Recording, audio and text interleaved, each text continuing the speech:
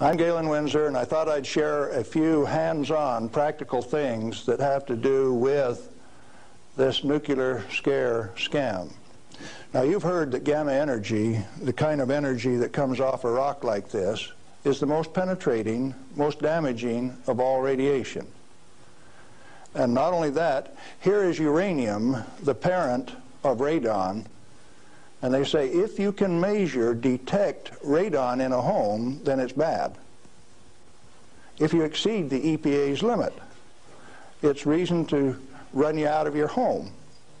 Spend $13,000 like they did with Stanley Watrous' house in Pennsylvania the other day to get rid of the radon, to ventilate it out through. Ridiculous. Let's take them one at a time. This is a rock that I picked up in Natarita, Colorado. 16 weight % uranium. High-grade uranium. Hot. I read a thing the other day that says they had high-grade uranium, and lo and behold, it's too hot to transport, so they had to bury it on site. Oh, wonderful. Let's talk a little bit about radiation. If we can, yeah, are we picking up? If you put the probe right there, the meter goes off scale, and you can hear it, all right? Hot. Radiation, gamma radiation, is the most penetrating of all radiation. Oh, is it? All it's got between the rock and the probe is my hand. Doesn't count so pretty much, does it? What if I put the rock behind me?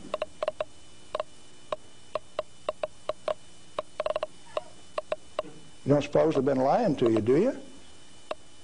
I suspect they have.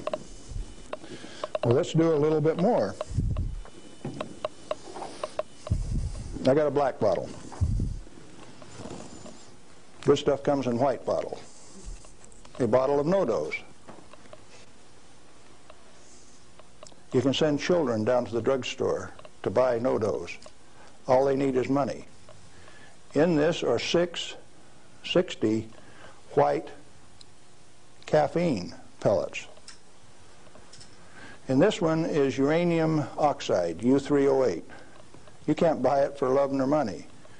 The state of Washington sent 2 of their Gestapo agents over to my home to confiscate my uranium samples on the 17th of December last year.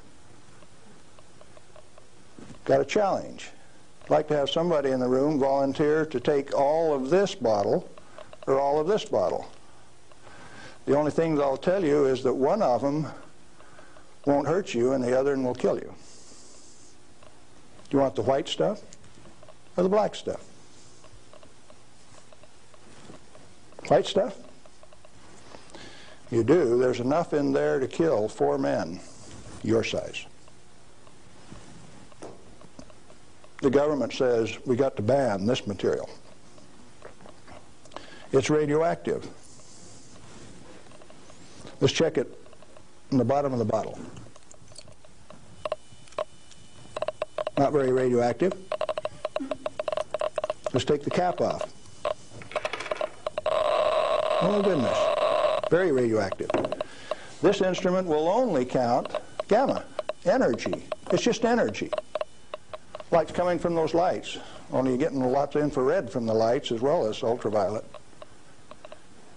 Energy response, and it's very carefully damped to only discriminated so it only gets the energy that comes from this. I don't want it to respond to a light, just to this. Cost me $1,000 to get an instrument that will just respond to this and not to that. This is radioactive by any definition. Radioactive material giving off radiation that is read by an instrument like this. The daughter of this, radon, cannot be read on this instrument because it gives off alpha particles. An alpha particle is a dye-positive particle that comes from the nucleus. It has 2 protons and 2 neutrons, therefore an atomic weight of 4, and it's minus 2 electrons. And if you grab it with a high ionization potential counter, it'll count. But if it travels 2 inches in air or through a piece of paper, it picks up 2 electrons, 2 beta particles, if you will, and becomes helium gas, and it won't count on an ionization chamber. Did you know that this thing right here is giving off helium gas? Alpha comes from uranium. Okay, radioactive material. You pour it out in the hand, and that's radioactive contamination. Is it radioactive? Yeah, it is. Very radioactive. Now, decontamination is nothing but scooping it back up and putting it into the bottle. I just now decontaminated my hand. No, I didn't do such a good job. Not good at all. Is it still radioactive? Yeah, that's called residual radioactivity. Now, under the decontamination rules of the government, when you decontaminate somebody like this that's that contaminated, and this is certainly a reportable incident under current DOE regulations, when you decontaminate him, it has to go down a controlled drain so that you don't disperse radioactivity. Do I qualify as a controlled drain?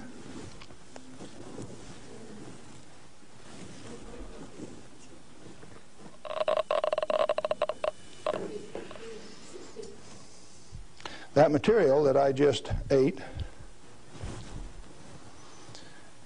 is not soluble in body fluids. Like it's been this.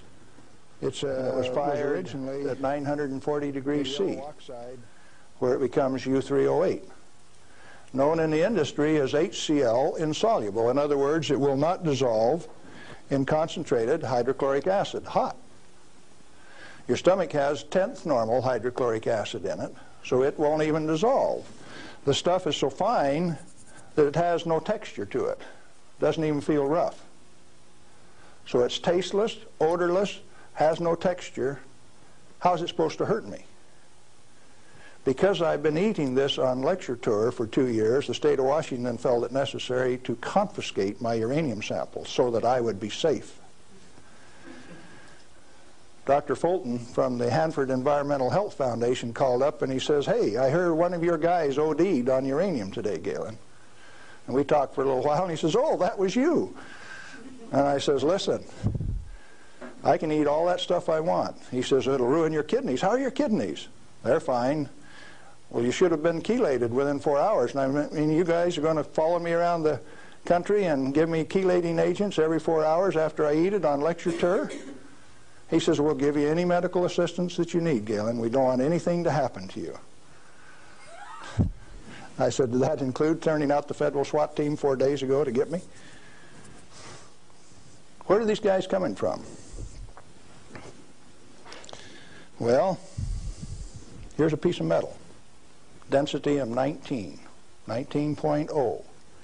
If you know your chemistry and physics, you know that there are only two metals that have that density: plutonium and uranium. Radioactive, pyrophoric, density of 19. Outside of a laboratory, most of you can't tell me whether this is uranium, plutonium, or a mixture of the two. Now, I said that it's heavy, and it is. Let's see if it's radioactive. Yeah, it is. Pyrophoric, what does that mean?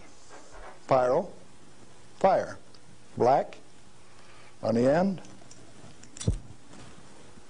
The spark that just came off there is pyro, fire, burned. If it's plutonium, I just contaminated this area of Arizona in excess of the EPA's limit for 1 square mile of surface.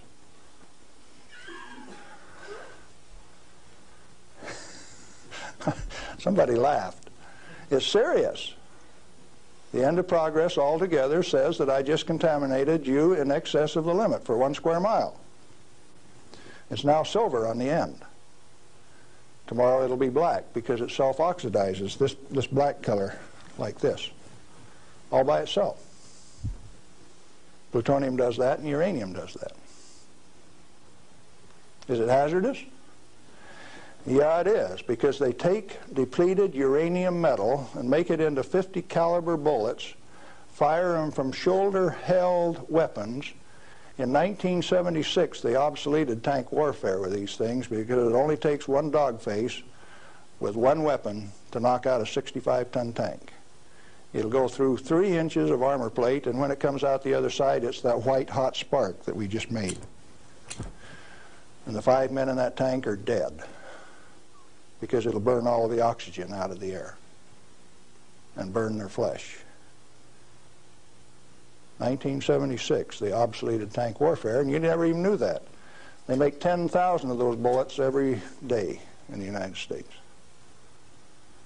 We got enough in arsenal to sink all of Russia's tanks, and our boys in the Defense Department don't even talk about it. Yeah, it's hazardous to your health. Reminds me, lead is hazardous to your health too, isn't it? Particularly if it's in a 45 slug like this and it hits you right here going about 2,600 feet per second.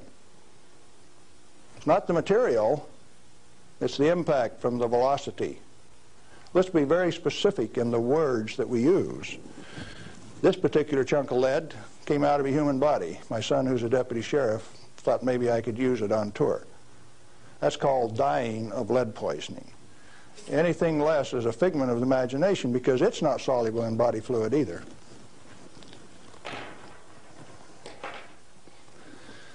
This is a pellet of cobalt-59. If you put it in a reactor into a neutron field, you can convert cobalt-59 to cobalt-60, which gives off a gamma. It becomes the source that doctors use to irradiate patients to 7,000 Roentgen for one patient. The total dose absorbed by radiation workers at 3 Mile Island in the last 6 years is something like 1,500 Roentgen. 5 times more given to a single individual in a doctor's facility. Now, do you know why I say that the federal regulations are absurd? And if you live by those federal regulations, maybe you're being absurd too? Now, a pellet of cobalt-60 this size got shipped by mistake to Mexico, got diluted into 5,000 tons of iron. Some of the reinforcing rod came up to Los Alamos, New Mexico, and they says, hey, that stuff's radioactive. Understand that this single pellet diluted roughly a factor of 1 billion was what they were reading on a detector like this at Los Alamos. And so they pulled back table legs that were in Spokane, Washington, made out of the same batch because it was hot and radioactive and it would burn you. When the pellet itself could be held in your hand like that for a few minutes without it burning you. Now, Christ walked the earth 1 billion minutes ago. If I could stretch this pellet out into a wire and it went clear around the earth and right back here to Phoenix, 1 billionth of this amount is 1.7 inches of that wire so stretched out. Stagger your mind? It ought to. Now, let's try a little game. The EPA says that 5 picocuries per liter of air is the limit for 222 radon.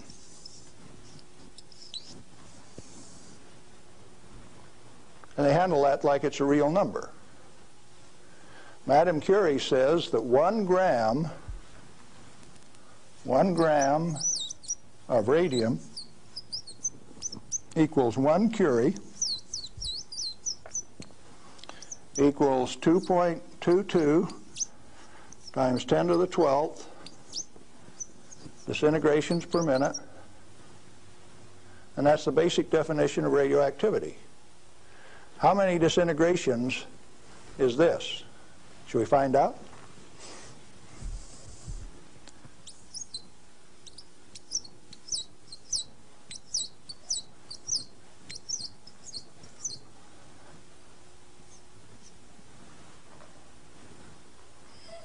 And the EPA, in its wisdom, says that 11 disintegrations per minute from 1 liter of air, you have exceeded the limit.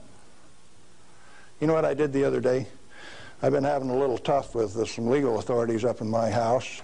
So I took one of these bottles of uranium like this, and I dissolved it in an Erlenmeyer flask with nitric acid. And I got a crack in the basement floor, and I squirted that whole bottle into that crack on the basement floor in acid solution, so that it'll drive that counter off third scale any place along a 10-foot section of that crack that I put. When they bring the radon measurement in there, you know what the radon's going to do? It's going to go off scale in their measurement. It won't go that high.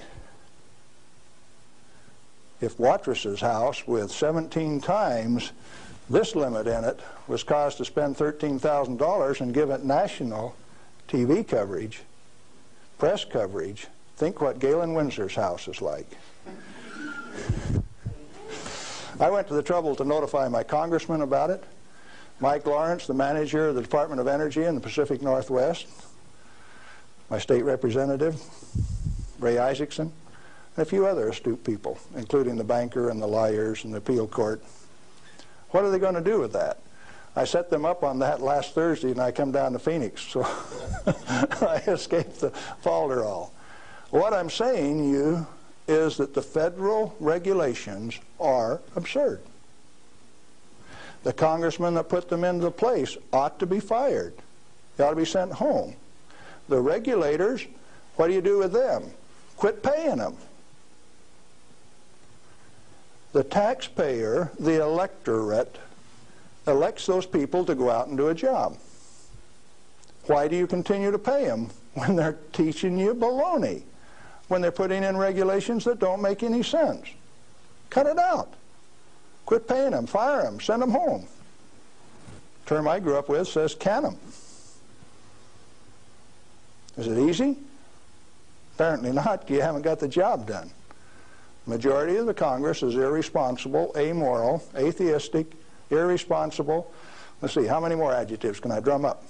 But that many. Let me tell you. We as the people sent a bunch of rascals out to the energy store with a signed blank check. And we say, hey fellows, if you run out of money, just go build us a good power plant. If you run out of money, come back and we'll give you another signed blank check and guarantee the payment out of the ratepayer's pocket. Tennessee Valley Authority has the most nuclear reactors of any outfit in the place. Not one of them has produced any power since last August. Browns Ferry 1, 2, and 3 in Mississippi hasn't produced any power since last March. And they don't plan on producing any power at Browns Ferry until mid-year in '86. At $1 million a day in lost power revenue per plant and held off in the name of health and safety? Now tell me we didn't send rascals out to the energy marketplace with a signed blank check. They're still getting paid. Those reactors are all fully fueled, fully staffed, and just sitting there. Who's getting taken? The ratepayer. You're still paying more and more for your electricity all of the time. Now, Bonneville Power Administration says that 57% availability is okay for a nuclear reactor. Maine Yankee is often run at 103% availability, which means it's running over nameplate rating. Enough days out of the year that its average availability is 100%. Bonneville Power Administration of the Department of Energy says that 57% availability is okay. That means that you can let those things set down 43% of the year, and that's judged as an acceptable performance on the part of the government. There's an obvious answer. Get the government out of the energy regulating business. Turn those plants over to people who will run them efficiently 100% of the time. When we put in zero-release containment, we started playing games. About the time that we proved that a nuclear reactor has no measurable impact upon the environment, that's when they bottled them up, put catalytic recombiners on them. Some of the reactors in Texas were designed not to breathe for 8 years at great expense. Why? When you bottle up a reactor like TMI-2 does, then you get radiolytic hydrogen, and indeed they had a radiolytic hydrogen burn at TMI-2. And they moan and they groan about that, and all they had to do was open up the windows and let the breezes blow through. You don't need containment on them. I'm going up to Colorado this weekend to meet with the Uranium Producers Association. And they're upset because the government is dumping uranium on the market and raising the price of the commodity that they get their bread and butter from. But what they're totally unaware of is that the Grand Junction Operation Office is going to issue a contract so that the new operator has a $25 million budget over the next 5 years, 80% of which will be spent for remedial action, where you take this material, dig it up. If you find it counts on a Geiger counter, you can have them come in and change out the whole front yard of your house, give you a new front yard, new foundation under your house at government expense. If you don't do it, they'll take you down to the courthouse, blacklist your property, so that you have to remove the radioactivity at your own expense before it can be sold. Now, do you know what I did when I took that uranium solution and poured it into the crack in my house? I set up the United States government, and that episode is about to be played. Did I do it on purpose? Yeah, I did, just like I used to dive into that swimming pool and drink that cesium-contaminated water. I found out that it doesn't hurt me. You need to find out that it doesn't hurt me, or you. In fact, the only reason for the existence of these big transcontinent distribution lines would be if they could compete with a small mass-produced reactor sitting in your backyard. Why don't they want you to? Because they are the federal energy cartel. They like to set the price, the total availability, and whether you can hook onto it, and if you don't pay your bill, cut you off. That's called power, domain, and control. And they like that. They do not want you to be energy independent. If you had one of these sitting in every 10-block area in Phoenix, you could tell the rest of the world to go get lost. Oh, there's another use for that heat. You could heat your homes in the wintertime, or you could cool them in the summertime with it. Heating, ventilation, air conditioning, they call it, HVAC. In countries where it freezes, you could run that hot water out and chase the frost away in the spring and in the fall. And they found out that plants grow faster in warm water anyway, so you'd irrigate with it all summer. So cooling towers are called wasting towers. They throw over 50% of the heat away. The other morning, coming out of Tri-Cities, WNP2 was putting its 700 megawatt electric up through the clouds, 870 they were running at.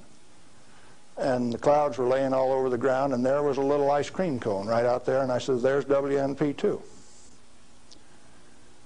It snows 5 inches every night out at WNP2, and the rest of us don't get any. Where'd the water come from? That's cooling the heat from the condenser cooler. You should have a business right out there, an oil cracking plant, something taking that heat and using it, like they built at Midland, Michigan 10 years ago and they've never used. And so Dow Chemical is suing the utility because they never produced the steam for their chemical plant right alongside it. We got troubles in this country. I'm telling you what the problem is. They're doing something about it. Responsibility is yours. I got this little film here.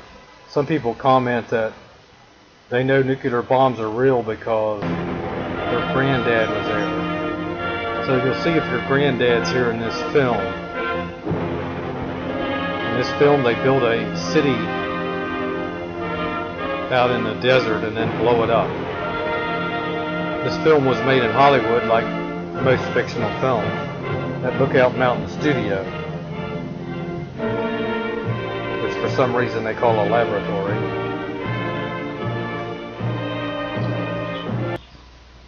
On the outskirts of our test They build a lot of a things. I synthetic cut forest most of has them been out. erected to determine the protective value of foliage and trees.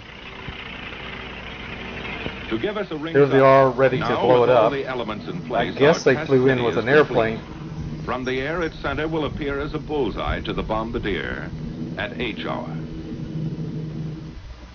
On the morning of shot day, official observers, technicians, and scientists gather at News Knob to await the momentous event. This is the payoff for months of planning and preparation on the part of the Atomic Energy Commission, the military services, civil defense, and other test agencies. As part of an experiment to observe the phenomenon of atomic detonation at close hand, military personnel and defense officials begin within a few miles of ground zero. After a final briefing from They the all officer get under in charge in the just trench before H hour, the men disappear into their foxholes. Every precaution has been taken for their safety. They're told to crouch low, shield their eyes, and remain down until the signal to rise is given. Now the moment of greatest anxiety, waiting those last few seconds.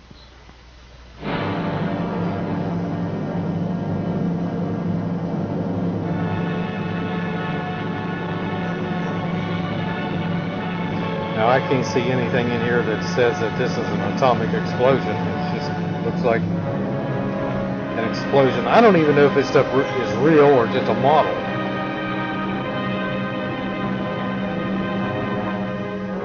There's your trees.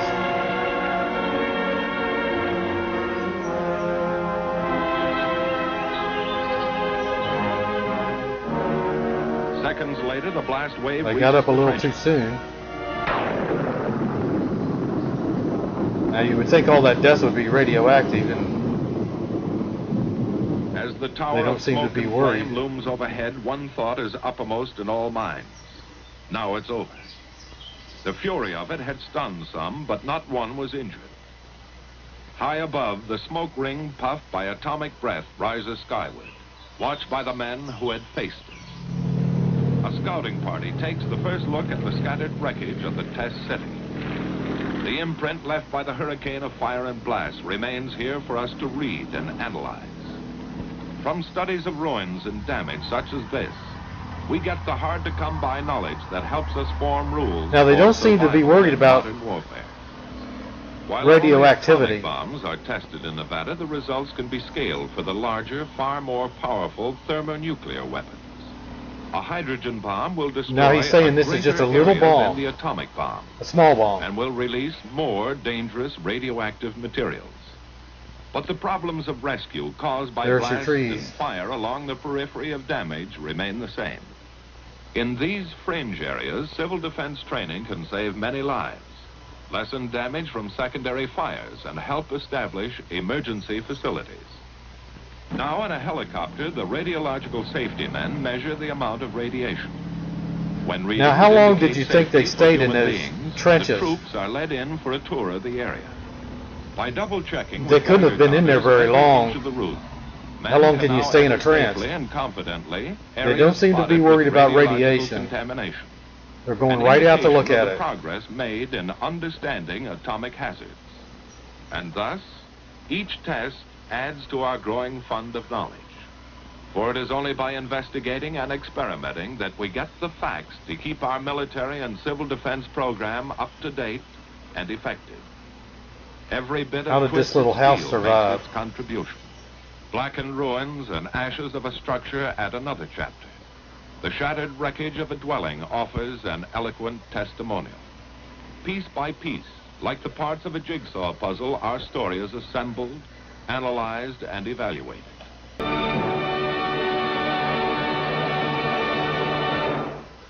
So what happened in this explosion that looks like a nuclear explosion? There's nothing about it that looks nuclear, and all the men had their eyes hidden.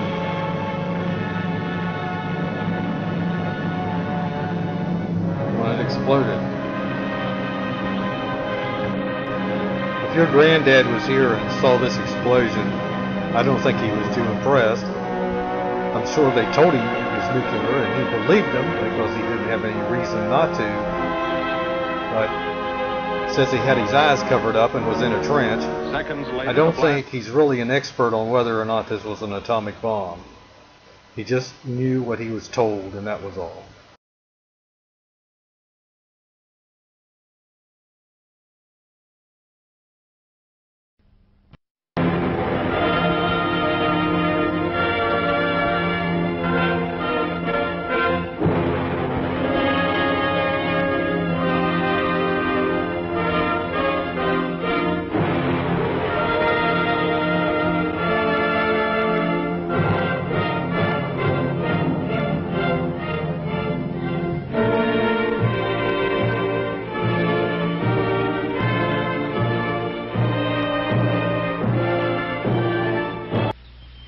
We could get many of the answers to these questions by constructing a complete city at our Nevada proving ground and then exploding a nuclear bomb over it.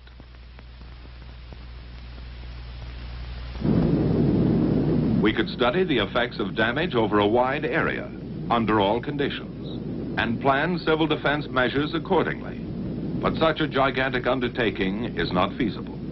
Instead, we build representative units of a test city, with steel and stone and brick and mortar, with precision and skill, as though it were to last 1,000 years. But it's a weird, fantastic city, a creation right out of science fiction. A city like no other on the face of the earth. Homes, neat and clean and completely furnished, that will never be occupied. Bridges, massive girders of steel spanning the empty desert.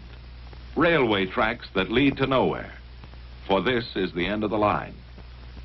But every element in these tests is carefully planned as to its design and location in the area. A variety of materials and building techniques are often represented in a single structure. Every brick, beam, and board will have its story to tell. When pieced together, these will give some of the answers and some of the information we need to survive in the nuclear age. At varying distances from ground zero, the point of detonation, numerous experimental elements are assembled. Underground structures and facilities of various types play their part in duplicating the complexity of the modern city. The vast research program includes testing such items as covering materials, paints, varnishes, plastics, also various fabrics and samples of clothing. On the outskirts of our test city, a synthetic forest has been erected to determine the protective value of foliage and trees. To give us a ringside view of the event, high-speed cameras stand like lonely sentinels, ready to photograph the hurricane of fury. Before leaving the test area, a final check is made on the multitude of instruments and technical devices which will record a variety of blast phenomena for future study.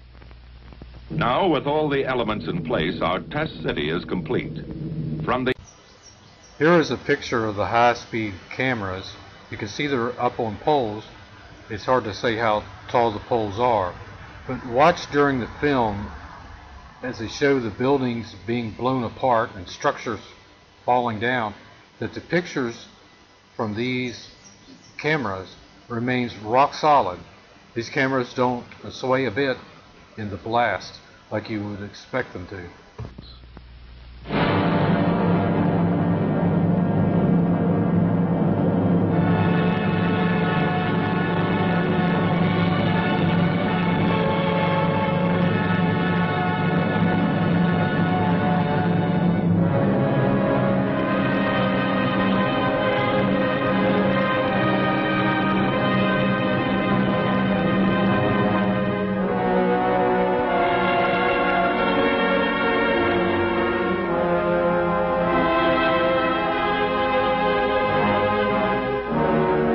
Seconds later, the blast wave reaches the trenches.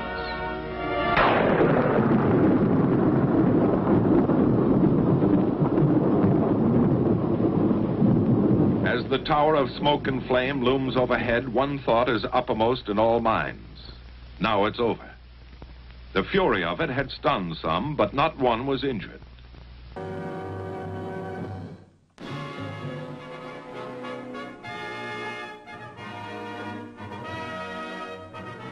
Hiroshima, seen from the air after the atomic bomb blast that virtually erased this city of 340,000 people from the earth. As far as the eye can see, stretch scenes of desolation and ruin. 4 square miles leveled by one bomb, the product of allied science and a climactic answer to the terror and aggression let loose upon the world by Japan.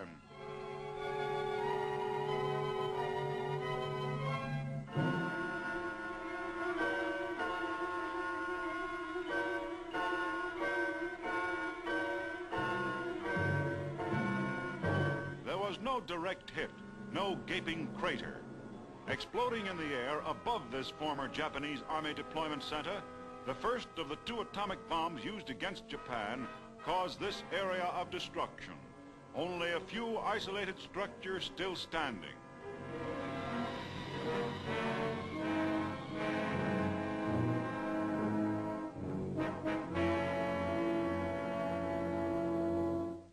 Nagasaki, target for the second atomic bomb. Just 3 days after Hiroshima, this explosion was concentrated in an area of 1 square mile, destroying its selected terrain even more completely.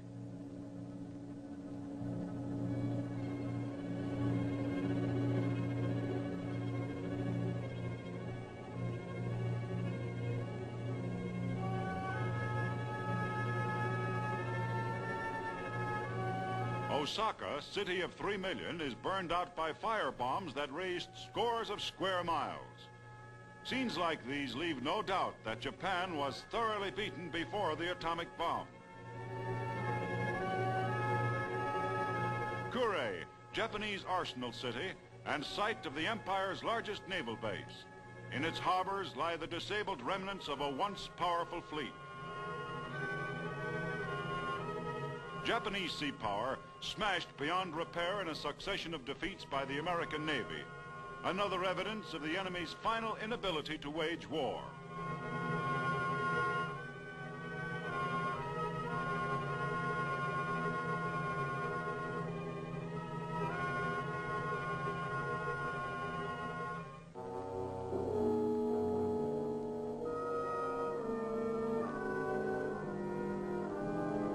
First pictures from inside Japan's devastated capital, Tokyo, 3/4 wiped out by the superfortress attacks long before the atomic bomb. A city which once held 6.5 million and was to have been the capital of all Asia, now lies in ashes.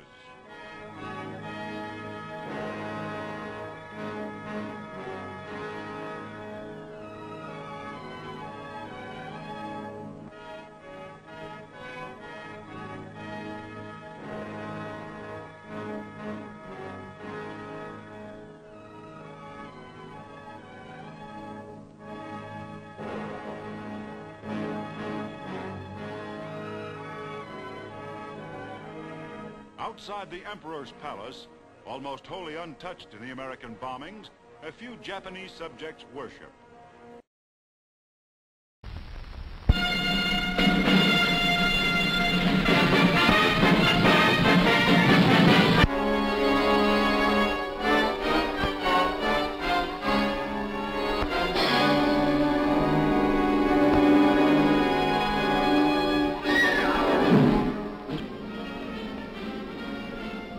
"21 days after the New Mexico dress rehearsal, a lone B-29 was over Hiroshima carrying an atomic bomb.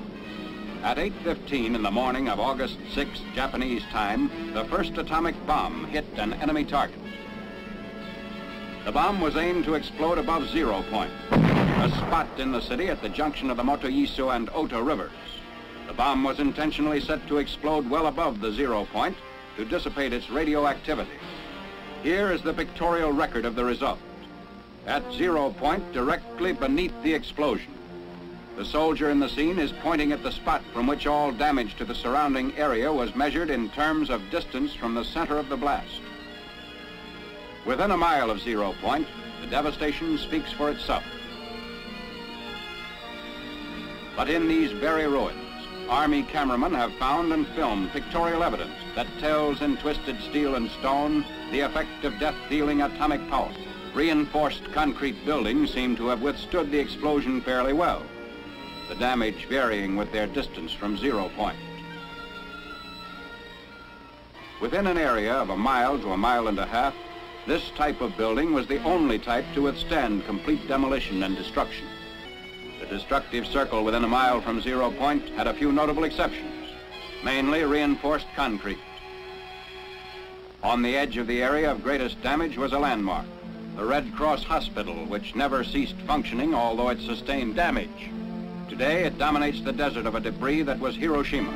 Another notable exception to the general demolition was the Higashi Railroad Station in East Hiroshima, 1.5 miles from the center of the blast. This building, however, suffered extensive damage. The twisted steel beams and concrete wall show the effects of the tremendous concussion.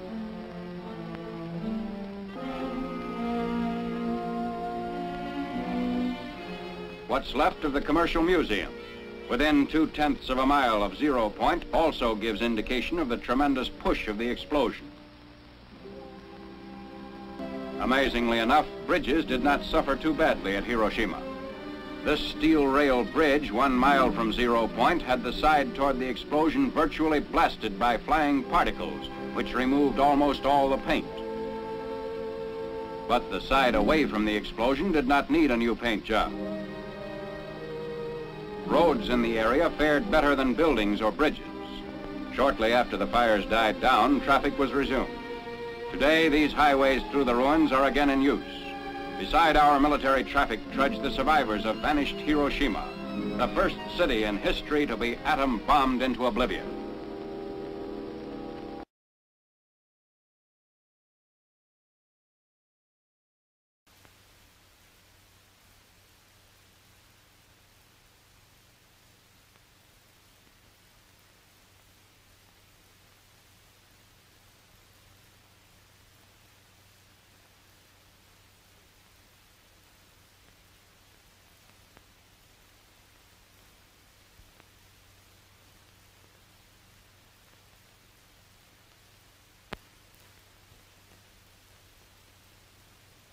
Some people say, how could they have kept this thing a secret? All these thousands of people that worked on it, and then all the reporters and everybody was involved. How would you keep all those people silent and keep this atomic bomb thing secret, and this conspiracy that there was no such thing as an atomic bomb? Well, I get here. This is the letter.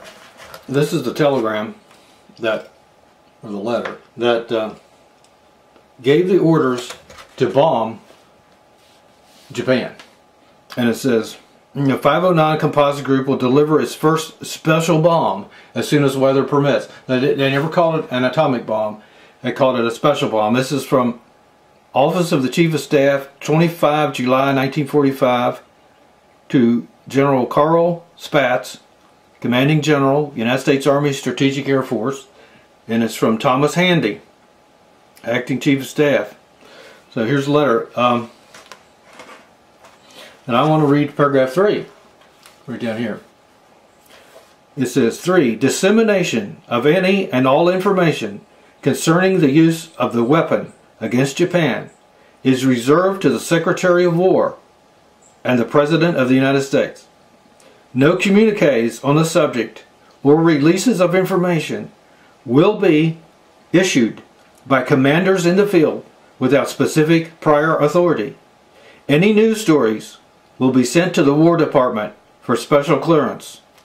So you see what it says? Anybody, any commander in the field is not to talk about it unless he's given prior authorization. He's not to talk about it. And any news reporter, newspaper, magazine that writes an article about it, they have to send it to the War Department to get it approved. And all the information to the public has to come through Stimson or Truman. But Truman was getting all his information from Stimson. Stimson, the War Secretary. Stimson was giving the information to Truman. Truman didn't know what was going on. He was getting his information from Stimson. So basically, everything about this bomb, everything the public knows, came from Secretary of War Stimson. Just one man. Anybody else could not talk about it. Any commander in the military was not to talk about it unless they had special prior authorization, and all the news reporters had to get any of their stories approved by Stimson. So How did they keep this thing a secret? Right there it is. They told everybody had to get approved by Stimson before they could say anything. Now here's Harry Truman's memoirs on page 417. I'll read a little bit here.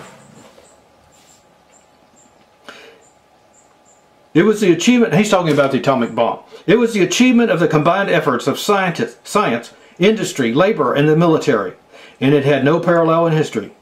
The men in charge and their staffs worked under extremely high pressure, and the whole enormous task required the services of more than 100,000 men and immense quantities of material. It required over 2.5 years and necessitated the expenditure of $2.5 billion. But now look what he says. Only a handful of the thousands of men who worked in these plants knew what they were producing.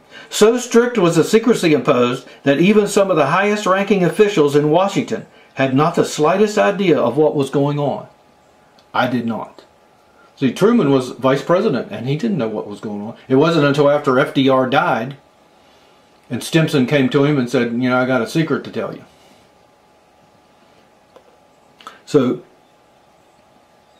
So Truman here is saying that even though 100,000 people, more than 100,000 people worked on it, only a handful knew what was going on. So how do you keep this a secret? That there's no such thing as an atomic bomb?